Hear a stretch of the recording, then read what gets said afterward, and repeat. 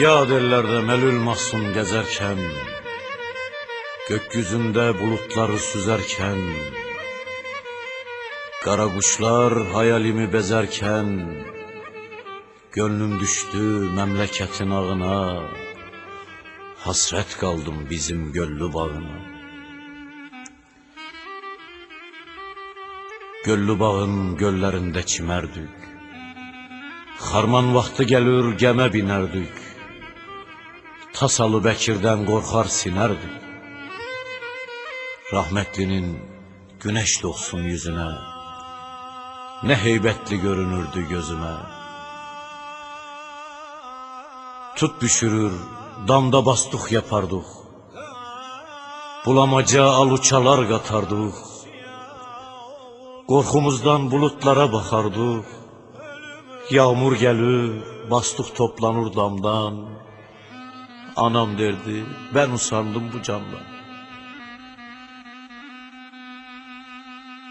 Gıdik taşı, buzluk taşı sarp kaya, çıkardık üstüne, bakardık suya. Sündo nenem burada söylemiş maya, türküleri, hoyratları coş idi. Getdik baktık, Ozan Gölü boş idi. Bir gün kalktık dedik buzluğa gidek, gidip de kudret buzundan yiyek. Dedim kardeş savuk olur çok giyek. Sabah sabah yola revan olundu, Dındık ile buzun yolu bulundu. Oradan çıktık, ala yaprak göründü, girdik baktık Murat suyu serindi. Yolda tutçu Cemil bize yerindi, hey gidi hey dedi gençlik çağlar. İnledi ahıyla muşut bağlar. Ne bacılar gördük girmiş yaşmağa, güne baktık gün dolaşmış aşmağa. Geç kalmıştık göllü bağa kaçmağa, eve geldik oldu yatsı zamanı. Babam enseledi döndük harmanı. Anam ekmeğime kaymak koyardı, bacım erken kalkar yarpak yolardı. Babam suyu salar gözsüz boğardı, nazarlıklar her kapıda nal olsun, göllü bağın bedürüsü dal olsun. Şüşnaz yokuşunda merkepler inler, yolcu hoyrat söyler, daş altı dinler. Katırların servet olduğu günler, arabalar çıktı, yollar toz oldu. İşte o tabiat böyle bozuldu. Tevek Göl'ün suyu gayet incedir, Tandıra Göl bize pek derincedir. Hata etsek hatamız yerincedir, bilirlerdi çağalığın halından.